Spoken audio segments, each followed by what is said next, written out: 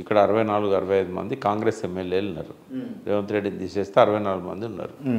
64 మందిలో ఎవరి హోల్డ్లో ఎమ్మెల్యేలు ఉన్నారు?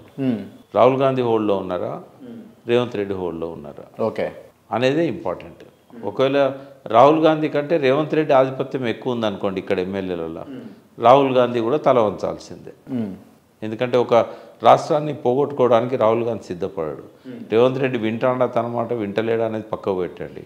అది కాంగ్రెస్ ప్రభుత్వంగా కొనసాగాలంటే రేవంత్ రెడ్డి మాట రాహుల్ గాంధీ వినాలి. రైట్. మొన్న దావోస్లో చూసుకుంటే ఫడ్నవీస్ కావచ్చు, లేకపోతే చంద్రబాబు కావచ్చు, లేకపోతే పక్కన కూర్చున్నటువంటి మన ముఖ్యమంత్రి రేవంత్ రెడ్డి గారు కావచ్చు, ఈ అంత ఇండికేషన్ కూడా రాహుల్ గాంధీ అపాయింట్మెంట్లు ఇస్తలేరు, మీరు ఏమైనా కింద మీద చేస్తే మేమంతా ఒకటి కాడ కూర్చున్నామని చెప్పేసి ఇండికేషన్ ఇచ్చిండు అని అంటారు కొంతమంది. నిజమేనా? ఇప్పుడే కాదు, ముఖ్యమంత్రిగా రాహుల్ గాంధీని రేవంత్ రెడ్డిని పెట్టినప్పుడే రాహుల్ గాంధీకి తెలుసు. ఇక చంద్రబాబు ఎప్పుడైతే అక్కడ ముఖ్యమంత్రి అయి కేంద్ర ప్రభుత్వాన్ని శాసించే స్థాయికి వెళ్ళిండో అప్పటికి వాళ్ళకి కన్ఫర్మ్ అయిపోయింది, ఈ రేవంత్ రెడ్డిని మనం నమ్మలేము, బట్ ఏం చేయలేము. ఒక అశక్తత కాంగ్రెస్ అంటే బండ కింద చేరికినట్టు అయిపోయింది. కాబట్టి వాళ్ళు కంటిన్యూ అవుతారు, ఇట్లాగా అడ్జస్ట్ అయిపోతారు.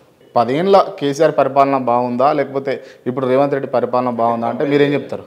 కంపేర్ చేయలేము, ఎందుకంటే 1 ఇయర్ అయింది కాబట్టి మనం కంపేర్ చేయలేము 1 ఇయర్ 10 ఇయర్స్తో. బట్ దిశ చూసినప్పుడు ఏంటంటే రేవంత్ రెడ్డి చాలా మారాల్సిన అవసరం ఉంది. రేవంత్ రెడ్డికి పట్టుదల ఉంది, రేవంత్ రెడ్డి ప్రయత్నాలు చేస్తున్నాడు.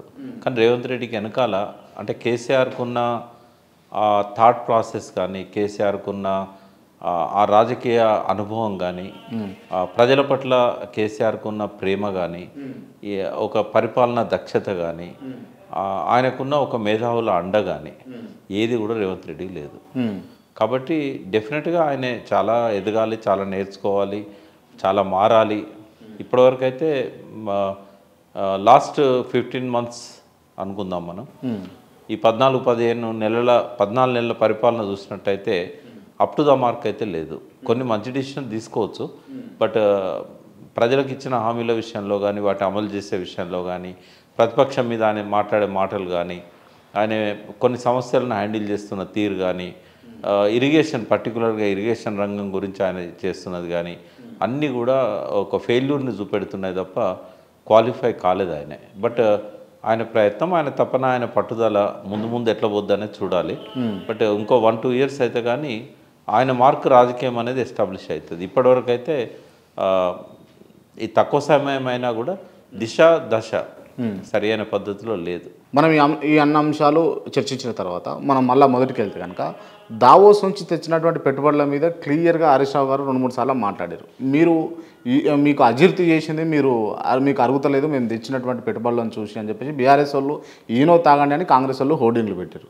వీళ్ళేమో ఇంకో రకంగా దాన్ని తిప్పికొట్టే ప్రయత్నం చేశారు. అండ్ ఇంకోటి ఇట్లా చేసినా కూడా నమ్ముతలేరు ప్రజలు అని చెప్పేసి స్వయంగా ముఖ్యమంత్రి గారే దిగి వచ్చి ప్రెస్ మీట్ పెట్టుకుంటున్నారు, మేము నిజంగానే పెట్టుబడులు తీసుకొచ్చినామని తెలంగాణ ప్రజలను నమ్మింపజేస్తారు అని చెప్పేసి హరీష్ రావు గారు అనడం జరిగింది. దీని వెనుక ఏం జరిగి ఉందని అంటూ ఈ హరీష్ రావు గారు ఆ వ్యాఖ్యల వెనుక అంటే ఇప్పుడు బుల్లెట్ దిగిందా లేదా అనేది ఇంపార్టెంట్ అంటారు కదా, ఆ పెట్టుబడులు ఇక్కడికి వచ్చినప్పుడు కదా, కాబట్టి అప్పటిదాకా విమర్శలను భరించాల్సి వస్తుంది రేవంత్ రెడ్డి. ఆయన అగ్రిమెంట్ల మీద సంతకాలు తీసుకోవచ్చు, అగ్రిమెంట్ల మీద సంతకాలు జరిగినాయి, ఎంఓయూల మీద జరిగినాయా, ఎంఓయూ అయినా అంతే కదా. ఇప్పుడు అంటే ఎంఓయూను లీగాలిటీ పరంగా మనం ఏం చేయలేము. ఒకవేళ పెట్టుబడి 10 కోట్లు 1000 కోట్లు లక్షల కోట్లు పెట్టుబడి పెడతామని చెప్పేసి అగ్రిమెంట్ మనం ఎంఓయూ చేసినా కూడా దాన్ని బ్రేక్ చేసుకున్నా కూడా లీగాలిటీగా ఏం చేయనీకుండదు, ఏం చేయడానికి ఉండదు. అది ఒక అండర్స్టాండింగే, అది ఎన్ఫోర్స్ చేయలేము మనం. అగ్రిమెంట్ అనేది ఏముండదు, ఎంఓయూలే ఉంటాయి. ఎంఓయూలోనే ఎన్ఫోర్స్ చేయలేము. ఉదాహరణకు లాస్ట్ ఇయర్ ఆయన అమెరికా పోయినప్పుడు, దావోస్ పోయినప్పుడు చాలా ఎంఓయూల మీద సంతకాలు అయినాయి. బట్ నాకు తెలిసి అయితే అవి ఏవి రాలేదు. అట్లనే జరుగుద్దేమో అని ప్రతిపక్ష నాయకులు చెప్తారు, హరీష్ రావు లాంటి వాళ్ళు. బట్ లెట్ అస్ పాజిటివ్, అంటే మనం ఏంటంటే కొద్దిగా పాజిటివ్గా ఆలోచిద్దాం. ఇన్ఫోసిస్ నారాయణమూర్తి ఊరికే చెప్పాడు, ఆయన మాట ఇచ్చిందంటే ఖచ్చితంగా అది నెరవేరుతుంది. మెగా వాళ్ళు ఇక్కడ వాళ్ళే 45,000 కోట్లకు వాళ్ళు ప్రాజెక్ట్స్ పెట్టుకోవాలని సంతకాలు పెట్టారు. ఇక్కడ సంతకాలు చేసుకోవాలని అక్కడ ఎందుకు చేసిరని కూడా అన్నాడు. అదే అయితే ఏది ఉన్నా కూడా మెగా దగ్గర డబ్బులు ఉన్నాయి, పెట్టాలనే తపన ఉంది, అవకాశం కూడా ఉంది. కాబట్టి రావు అని అనుకునే దానికంటే అవి వస్తాయని అనుకుందాం. కొన్ని ఐటీ కంపెనీస్ ఇట్లాంటివి ఏవైతే ఉన్నాయో వాళ్ళు ఇన్ఫ్రాస్ట్రక్చర్ని డెవలప్ చేస్తే, ఫ్రెండ్లీ అట్మాస్ఫియర్ కంటిన్యూ చేస్తే వాళ్ళు వస్తారు. లేదు ఈ హైడ్రా పేరుతో ఇట్లాంటివన్నీ చేస్తే రారు వాళ్ళు. అది తగ్గించుకోవాలి ఇప్పటికైనా. కానీ వాళ్ళు ఏం తగ్గుతున్నట్టు కనబడట్లేదు. రైట్. అండ్ ఇంకోటి మాట్లాడుతూ నిన్న ఇదే అంశాలు చెప్తూ ముఖ్యమంత్రి గారు ఏమన్నారు అంటే పెళ్లి చూపులు అయిపోయినాయి, ఇక లగ్గం కొట్టేసి పెళ్లి చేయాల్సిందే, ఇవి పెళ్లి చూపుల లెక్క అని చెప్పేసి దాన్ని పోల్చడం జరిగింది. ఇటువంటి పరిభాష అనేది ప్రజలకు అర్థం కావడం కోసమైనా లేకపోతే పరిపక్వత లేకనా? అంటే పరిపక్వత లేదనేది ఎన్నోసార్లు రుజువు అయింది రేవంత్ రెడ్డికి. అది పెళ్లి చూపులు ఎట్లయితే ఎంగేజ్మెంట్ కావాలి కదా.